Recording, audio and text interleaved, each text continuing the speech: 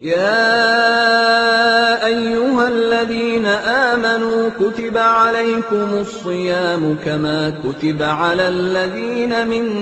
قبلكم لعلكم تتقون. یہ روزہ جو تم پر واجب کیا گیا ہے یہ صرف تم پر واجب نہیں ہے، تم سے پہلے والوں کے اوپر بھی واجب ہوا ہے.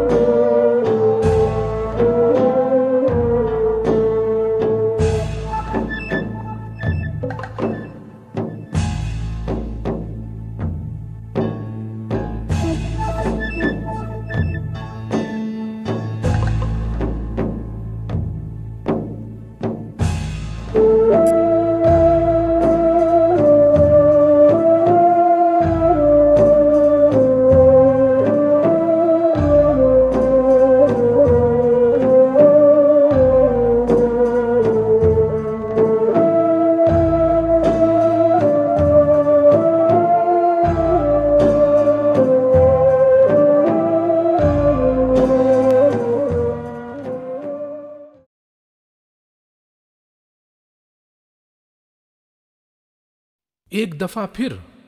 رمضان کی برکھا ہمارے سروں پر چھانے کو ہے اور اپنی رحمتوں کی بارش سے زندگی کو سیراب کیا چاہتی ہے.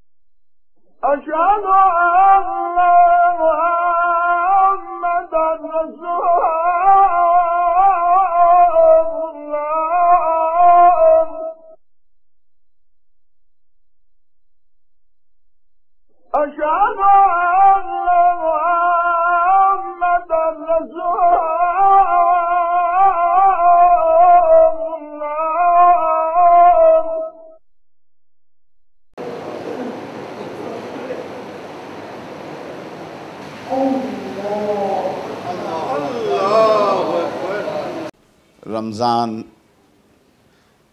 اسلامی کیلنڈر کا یہ نواں مہینہ ہے اور یہ بہت ہی مبارک مہینہ ہے. اس لیے اس مہینے کو صرف رمضان نہیں کہا جاتا ہے بلکہ اس کے تقدس اور اس کی پاکیزگی کو پیش نظر رکھتے ہوئے اس بات کی تاکید کی گئی ہے کہ اس مہینے کا جب نام لیا جائے تو اس کے ساتھ مبارک لفظ لگایا جائے، یا اردو میں عموماً آپ سنتے ہیں رمضان شریف یا ماہ مبارک رمضان اسے کہا جائے. رمضان کی بارش رحمت سب پر یکساں برستی ہے. دل کی زمین زرخیز ہو تو ایمان و عمل کی کھیتی خوب پھلتی پھولتی ہے. ایک لمحہ بھی ضائع کیے بغیر اپنے جیب و دامن میں بارش رحمت کی ایک ایک بوند سمیٹنے کے لیے تیار ہو جائیے. اس روزے کا مقصد صرف یہ نہیں ہے کہ انسان صبح سے لے کر شام تک، یعنی ایک معین مدت سے لے کر ایک معین مدت تک صرف بھوکا رہے، پانی نہ پیے، کھانا نہ کھائے، اور اس کے بعد جب وقت ہو جائے تو کھانا بھی کھائے اور پانی بھی پیے. دیکھیے یہ ایک عجیب کانسیپٹ ہے. عام طور سے لوگوں میں یہ سمجھا جاتا ہے کہ بس دن بھر بھوکے رہنے کا نام روزہ ہے. روزہ حقیقتاً بھوکے رہنے کا نام نہیں ہے. روزے کا مطلب یہ ہے کہ انسان اپنے کو ان تمام باتوں سے دور رکھے جن باتوں کے لیے ایک روزے دار کو خصوصی طور پر منع کیا گیا ہے. اسی بات کو محمد الرسول اللہ صلی اللہ علیہ وسلم نے یوں بیان فرمایا ہے: روزہ گناہوں سے بچنے کے لیے ایک ڈھال ہے، تو تم روزے کو ڈھال بنائے رکھو. روزہ انسان کی فکر کا ہے، روزہ اس کی نگاہوں کا ہے، روزہ اس کی زبان کا ہے، روزہ اس کے ہاتھوں اور اس کے پیروں کا ہے. یہ بات سننے میں عجیب لگے گی کہ اس کے کیا معنی ہیں. بالکل بہت صاف اور واضح ہے کہ جب یہ بات کہہ دی گئی کہ انسان اپنے کو برائیوں سے دور رکھے، تو اب برائیاں اگر فکر کے ذریعے ہیں تو اسے اس سے دور رکھنا ہے، برائیاں اگر نگاہوں کے ذریعے ہے تو اسے اس سے دور رکھنا ہے، برائی اگر زبان کے ذریعے سے ہے تو اسے دور رکھنا ہے، اور اگر برائی ہاتھ اور پیروں کے ذریعے ہے تو اسے اس سے دور رکھنا ہے. روزہ دار مسلسل ایک مہینے صرف خدا کی یاد میں بھوک اور پیاس کے احساس کو خود سمجھتا اور برداشت کرتا ہے. ہر اس چیز سے بچتا ہے جس سے اس کے خالق و مالک نے بچنے کا حکم دیا ہے. گویا کہ ہر لمحے خدا کی یاد سے اپنے دل کو بسائے رکھتا ہے، سجائے رکھتا ہے. انسان اپنے کو مادی آلودگیوں سے جب دور کر لیتا ہے تو اس کے اندر روحانیت پیدا ہوتی ہے، اور روحانیت جب انسان کے اندر پیدا ہوگی تو یقیناً یہ روحانیت اسے اللہ سے نزدیک کرے گی. تو دوسرے لفظوں میں یوں کہہ دیں کہ اگر روزہ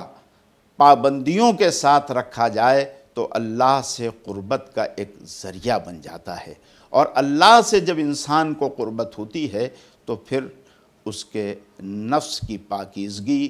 اسے ایک ایسی منزل پر پہنچاتی ہے کہ جہاں وہ کبھی سوچ بھی نہیں سکتا ہے کہ اس منزل کو پا سکے گا. ماہ رمضان کی ساری رحمتوں اور برکتوں کا راز قرآن ہے، تو اس ماہ میں قرآن سے اپنا رشتہ اس طرح بنائیے کہ آپ خدا کا وہ کلام پڑھ رہے ہیں جو اگر پہاڑ پر نازل ہوا ہوتا تو خدا کے خوف سے پہاڑ ریزہ ریزہ ہو جاتا.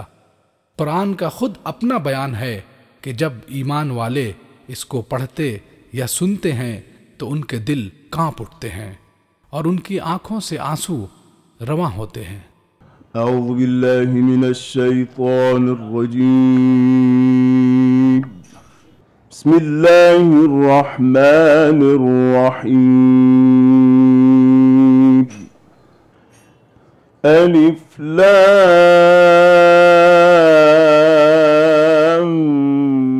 میم.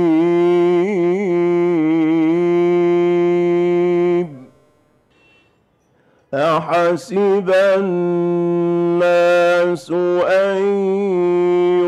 يتركوا ان يقولوا آمنا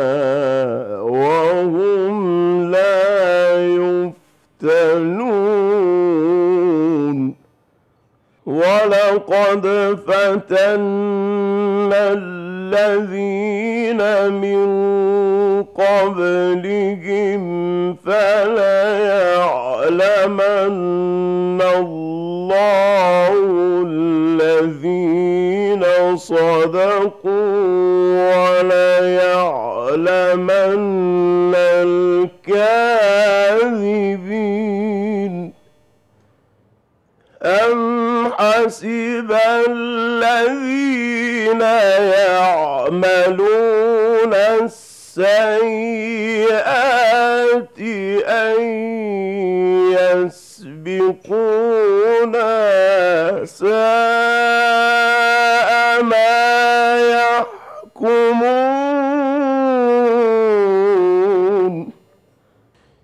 مَنْ كَانَ يَرْجُو لِقَاءَ اللَّهِ فَإِنَّ أَجَلَ اللَّهِ لَآتٍ مَنْ كَانَ يَرْجُو لِقَاءَ اللَّهِ فَإِنَّ أَجَلَ اللَّهِ لَآتٍ وَهُوَ السَّمِيعُ الْعَلِيمُ صدق اللہ العلی العظیم۔ اور جب انسان اپنے کو ان تمام چیزوں کہ جس سے منع کیا گیا ہے، جنہیں مبتلات صوم کہا جاتا ہے، اگر وہ اپنے کو دور رکھتا ہے تو حقیقتاً وہی روزے دار ہے۔ ورنہ دن بھر بھوکا رہنے کے بعد انسان کی فکر میں گندگی ہو، انسان کی گفتگو نازیبا ہو، انسان ان چیزوں کو دیکھے کہ جنہیں دیکھنے سے منع کیا گیا ہے، انسان ان چیزوں کی طرف اپنے ہاتھ کو بڑھائے کہ جس سے روکا گیا ہے، انسان اس راستے پر چلے کہ جس راستے پر چلنے سے روکا گیا ہے، تو اس کا مطلب یہ ہے کہ اس کا روزہ نہیں ہے بلکہ وہ دن بھر بھوکا رہا ہے۔ لے یجد الغنی، کھاتے پیتے افراد یہ جان جائیں اور یہ محسوس کر سکے مسلجو کہ فاقہ کیا ہوتا ہے، بھوک کیا ہوتی ہے۔ اچھا اگر معلوم ہو گیا تو کیا ہوگا؟ فَيَعُودَ بِالْفَضْلِ عَلَى الْمِسْكِينِ، تو وہ اس بات کی کوشش کریں گے کہ اپنی ضرورت سے زیادہ سامان کو مسکین کے حوالے کر دیں گے۔ یعنی یہ روزہ خود انسان کے بھوکے رہنے کے ساتھ ساتھ اپنے بھائی کی مدد پر آمادہ کرتا ہے۔ فَيَعُودَ بِالْفَضْلِ عَلَى الْمِسْكِينِ، تمہاری ضرورت سے زیادہ ہے، تم کھا چکے، تم پہن چکے، تم اپنی ضروریات پوری کر چکے، اب تمہارے پاس جو کچھ ہے، مسکین تمہارا پڑوسی ہے، مسکین تمہارا بھائی ہے، مسکین تمہارا دوست ہے، اسے محروم نہ کرنا۔ اب آپ یہ دیکھیے کہ جو روزہ رکھا جاتا ہے، اس روزے میں ایک وقت کا کھانا تو کم سے کم بچتا ہے۔ اگر دنیا کے لوگ، میں یہ نہیں کہتا ہوں کہ 30 دن مستقل یہ روزے رکھیں، میں یہ کہتا ہوں کہ دنیا کے لوگ اور خاص کر ہیومن رائٹس کے ایکٹیوسٹ اگر اس بات پر زور دیں کہ ساری دنیا کے لوگ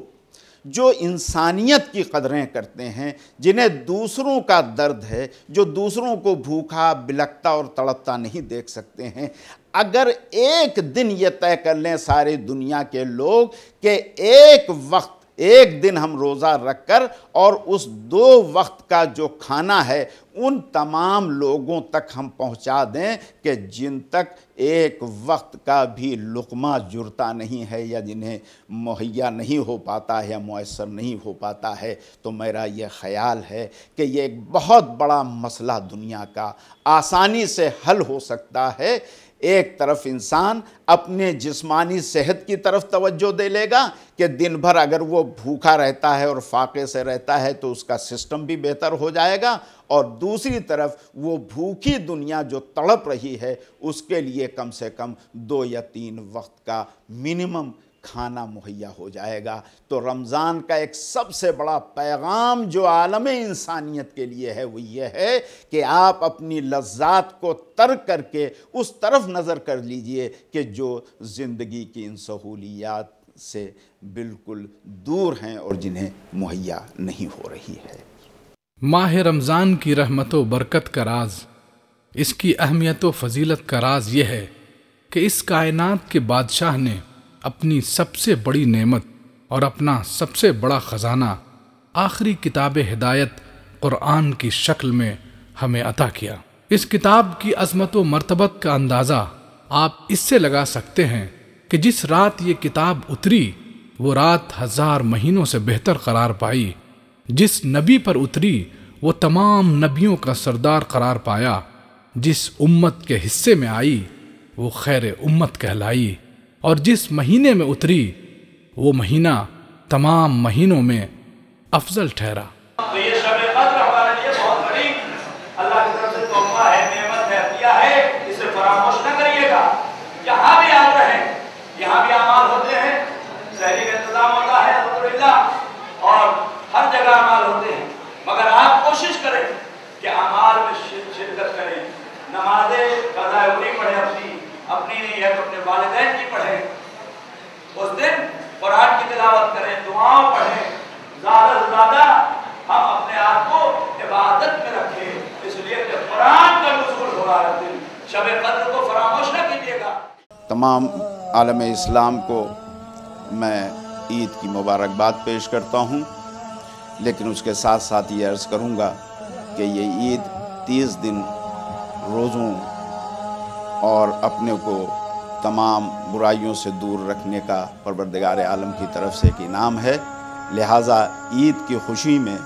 ان ذمہ داریوں کو فراموش نہ کیجیے گا یا ان باتوں کو مت بھلائیے گا کہ جن کا پرہیز آپ نے 30 دن ماہ مبارک میں کیا ہے، تاکہ آپ کی زندگی ایک بہترین زندگی اور ایک حقیقتاً مسلمان کی زندگی قرار پا سکے۔ یا راحم یا رحمان